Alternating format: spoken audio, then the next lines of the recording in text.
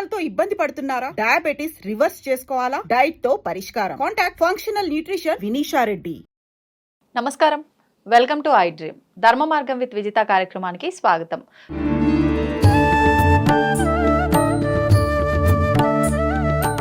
నమస్కారం అండి. మహాదేవ శ్రీమాత్ర నమః. కార్తీక మాసంలో వచ్చే ముఖ్యమైన రోజుల్లో ఒక విశేషమైన రోజు ఏదైనా ఉంది అంటే అది కార్తీక పౌర్ణమి. ఈ పౌర్ణమి రోజు మనం ఉదయం లేచిన దగ్గర నుంచి ఉపవాసాలు ఉండి రకరకాల దీపారాధనలు, దీపదానాలు అని చెప్పి, ముఖ్యంగా 365 ఒత్తులు అని చెప్పి ఈ ఒత్తులు కూడా వెలిగిస్తూ ఉంటారు ఈ రోజున. ఉసిరికాయ దీపాలు, రకరకాల విశేషాలు అయితే ఉంటాయి. ఒక్కసారి వాటి గురించి మాట్లాడుకుందామండి. కార్తీక మాసం అంటేనే మనకు పరమ పవిత్రమైనటువంటి మాసము. ఇటు శివకేశవులకు భేదం లేదు అని చెప్పేటువంటి మాసం ఇది. కానీ కొందరు ఈశ్వరుణ్ణి ఆరాధించేటువంటి వారు వైష్ణవులను ఆరాధించొద్దని, వైష్ణవులను ఆరాధించేటువంటి వారు ఈశ్వరుని ఆరాధించకూడదు అని కూడా మనసులో అనుకునేటువంటి వారు ఉంటారు, భేదం చూపిస్తూ ఉంటారు. అది ప్రత్యక్షంగా నేను చూసిన కొన్ని సందర్భాలలో.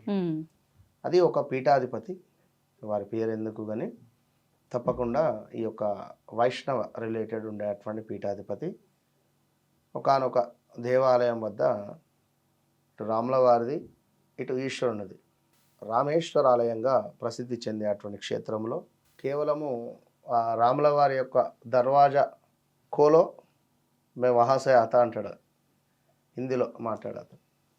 సరే అని అంటే ఇక ఇంతకు మించి నేను ఎక్కువ చెప్పలేను. సో ఆ విధంగా కూడా చెప్పి అంటే ఆలోచింపజేసేటువంటి వారు ఉన్నారు.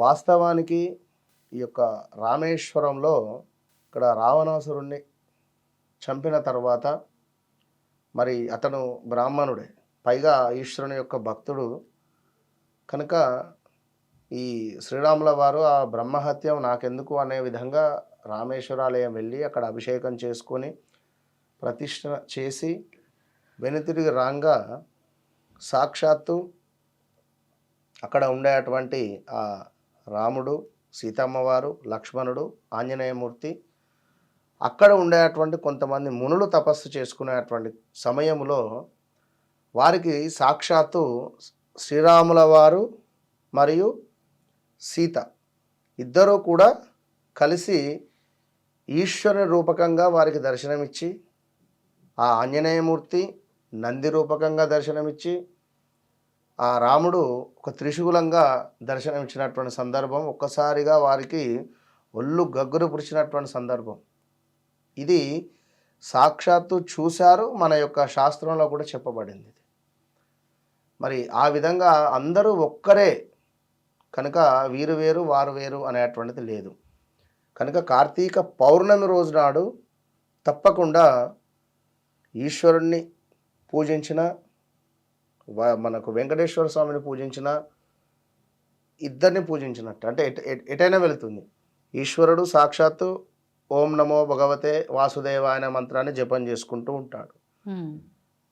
ఈ మన వెంకటేశ్వర స్వామి అంటే విష్ణుమూర్తి ఈశ్వరునికి సంబంధించింది ఓం నమ శివాయ జపం చేసుకుంటూనే ఉంటాడు.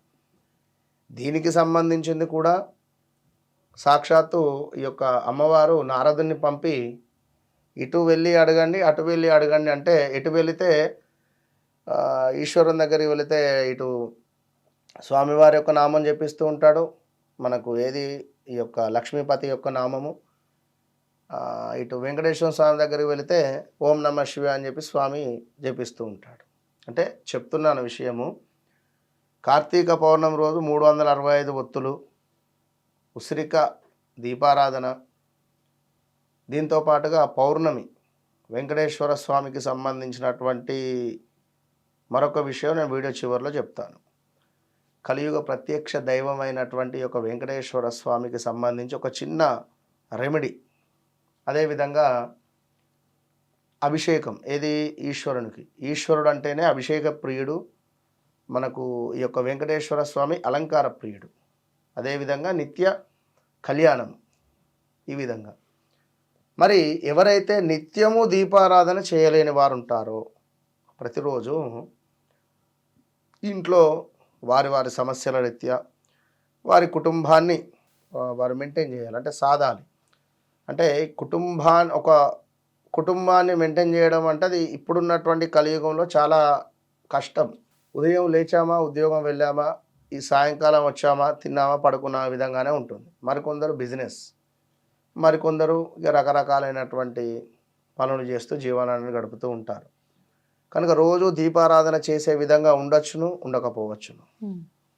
కొందరు రాత్రి 12ంటికి వెళ్ళి తెల్లవారుజామున ఎప్పుడో 9-10ంటికి వచ్చేవారు ఉన్నారు. లేదా మధ్యాహ్నం వెళ్ళి 1-2ంటికి మళ్ళీ తెల్లవారుజామున 3-4ంటికి వచ్చి పడుకుంటారు. పాపం వాళ్ళు లేసేవరకు ఎప్పుడో అవుతుంది. అంటే ఈ విధంగా నేను చెప్పేది కేవలం యజమాని గురించి, ఇంటి యజమాని. స్త్రీమూర్తులు ఎట్లాగ ఉంటారు, వారు దీపారాధన చేస్తారు. ఇవాళ రేపు వారు కూడా ఉద్యోగానికి వెళుతున్నారు. వెళ్ళినప్పటికీ వారి ఇంట్లో ఉండేటువంటి డ్యూటీ ఏదైతే ఉందో అది తప్పకుండా క్లోజ్ చేసుకొని వారి యొక్క వర్క్కు వెళ్ళిపోతున్నారు. ఈ 365 అంటే మనకు సంవత్సరానికి పొడుగుగా ఎవరైతే దీపారాధన చేయట్లేదో ఇంటి యజమాని 365 ఒత్తులను తులసి చెట్టు వద్ద వెలిగించాలి. యజమాని, ఇంటి యజమాని. మిగతా వాళ్ళు స్త్రీలు, పిల్లలు, ఇంటి యజమాని గురించి చెప్తున్నా. ఇంటి యజమాని వెలిగించడము ఇంట్లో ఉండేటువంటి అందరికీ శ్రేయస్కరం వస్తుంది. ఓకే, ఇది లేదు నేను వెలిగిస్తా, మా అబ్బాయితో వెలిగింపజేస్తా, నా కూతురుతో వెలిగింపజేస్తా అంటే సంతోషమే. కానీ ఇంటి యజమాని వెలిగిస్తే అందరికి వస్తుంది. వాస్తవానికి ఇంటి యజమానే పూజ చేయాలి. ఇంట్లో ఇంటి యజమానే దీపారాధన చేయాలి. ఇంటి యజమానే దేవతా విగ్రహాలను అన్ని శుద్ధి చేయాలి, కూర్చోవాలి, పూజ చేసుకోవాలి, వెళ్ళిపోవాలి. మరి అలాంటి సమయం లేదు కనుక ఈ కార్తీక పౌర్ణమి రోజు మనకు ఈ వెసులుబాటు ఉంది. ఏ సమయంలో అండి వెలిగించాల్సింది? సమయము మనకు ఉదయం 5:40 సమయం మనకు 4:58 నుండి సుమారుగా 5-5:30 ప్రాంతం ఇదొక సమయము. ఇక పిల్లలు లేదా కొంచెం హడావిడిగా అది ఇది ఉన్నట్టయితే 7:20, 7:30 నుండి 9 గంటల లోపు వెలిగించుకోండి. సాయంకాలమా? ఉదయమే. ఇది చెప్పింది మనము 365 ఒత్తులు వెలిగించేది. సాయంకాలము ఎప్పటిలాగానే ప్రదోషకాలం అయిపోయిన తర్వాత దీపారాధన మామూలుగా ఉంటుంది ఇంట్లో. ఇక భోజన ప్రియుడు మన వెంకటేశ్వర స్వామి వాస్తవానికి. కనుక ఈ కార్తీక పౌర్ణమి రోజు కుదిరితే ఒక 4గురికి భోజనం పెట్టండి, కడుపు నిండా. ఇంతే, ఏది లేదు. 365 వత్తులు మీరు వెలిగించినా వెలిగించకున్నా మీరు గనక సాక్షాత్తు విష్ణుమూర్తి రూపకంగా మనసులో భావన చేసుకొని ఒక ఇద్దరికైనా కూడా అద్భుతమైనటువంటి భోజనాన్ని తినిపించండి. నిజంగా స్వామి ఎంతో మురిసిపోతాడు. కనుక ఒకవేళ మేబీ ఛాన్స్ ఉంటే దంపతులను అంటే బ్రాహ్మణులను చక్కగా వారినే విష్ణుమూర్తి, అదేవిధంగా వారి సతీమణి లక్ష్మీదేవిగా ఆరాధన చేసుకోవాలి. విష్ణు నారాయణుడు అంటే లక్ష్మీ నారాయణులు అంటేనే ఇద్దరు. కనుక ఈ లక్ష్మీ నారాయణులను సాక్షాత్తు బ్రాహ్మణోత్తములను వారి రూపకంగా భావన చేసుకొని చక్కగా ఇంటికి పిలిచి చక్కగా భోజనాది కార్యక్రమాలు చేసి వారికి ఒక తాంబూలము సమర్పించి ఒక వస్త్రాన్ని సమర్పించడం ద్వారా నిజంగా కార్తీక పౌర్ణమికి ఒక అర్థం మీకు తెలిసి వస్తుంది. వితిన్ ఒక 41 రోజులలో మీరు అనుకున్న పని ఏదైతే ఉందో అది 100% నెరవేరుతుంది. ఎక్కడైనా దేవాలయాలు ఉన్న స్వామివారికి తప్పకుండా ఈ రోజు నాడు పచ్చ కర్పూరాన్ని డొనేట్ చేయండి. పచ్చ కర్పూరాన్ని స్వామికి డొనేట్ చేసేసేయండి, అంతే. మంచి ఫలితం ఉంటుంది. ఇంకా ఈ రోజున చాలా దానాలు కూడా చేస్తూ ఉంటారు కదండి. సాలగ్రామ దానము అని, స్వయంపాక దానము అని, ఉసిరికాయ ఉంటవి.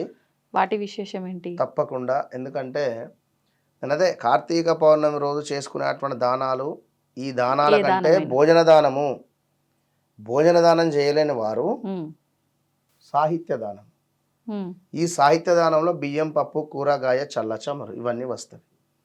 ఇక సాలగ్రామాలు విశేషంగా మనకు నలుపు రంగులో ఉండేటువంటివి విష్ణుమూర్తిగా, తెలుపు రంగులో ఉండేటువంటివి ఆ యొక్క ఈశ్వరుని రూపకంగా కూడా కొలుస్తూ ఉంటాం. ఈ సాలగ్రామ దానము ఇవి బ్రాహ్మణుల దగ్గర ఉన్న లేదా వారు తీసుకొని వస్తారు ఆ రోజు, మీరు సంకల్పం చెప్పి సాలగ్రామాన్ని దానంగా ఇవ్వడం ద్వారా ఫలితం ఉంటుంది. అన్నిటికంటే ముఖ్యంగా బూడిద గుమ్మడిని ఈ రోజు నాడు దానంగా ఇచ్చిన విపరీతమైనటువంటి మీ కష్టాలన్నీ దరిద్రాలనే తొలగిపోతాయి. ఈరోజు ఇచ్చేటువంటి బూడిద గుమ్మడి. కనుక కార్తీక మాసంలో అసలు వాస్తవానికి ప్రతిరోజు కార్తీక మాసంలో మనకు ఆకాశ దీపం ఉంటుంది. అవును. ఈ ఆకాశ దీపము ప్రదోషకాలం మనకు సాయంత్రం సుమారుగా 6, 6:30, 7 ప్రాంతంలో ఉంటుంది. ఈరోజు ఆకాశ దీపాన్ని దర్శించి అటు పిమ్మట బ్రాహ్మణులకు దీపాదానం, ఉసిరి దీపాదానం, లేదా పిండి మనకు బియ్య పిండి కానీ మన గోధుమ పిండితో చేస్తారు పిండి దీపాలు. ఈ పిండి దీపాలను కూడా దానంగా ఇవ్వవచ్చును. రకరకాలుగా ధాన్యాలు ఇస్తూ ఉంటారు. అవును. ఇట్లా దానంగా ఇచ్చుకుంటే మంచి ఫలితం ఉంటుంది. ధన్యవాదాలండి. మహాదేవ. దీన్ని తవ్వుతూనే శివలింగం. సరే దాన్ని అట్లా కప్పేసేయండి, చూపించదండి. Krishna is there. మూర్తి పూజ కాదు, సాక్షాత్ బ్రజేంద్ర నందన భగవాన్ ఉన్నారు మూర్తిలో. ఏమీ ఆశించకుండా ఆరాధించే వాళ్ళు కూడా ఉన్నారా ప్రభుజీ? నిజమైన భక్తి అంటే మనకు తెలియదు కాబట్టి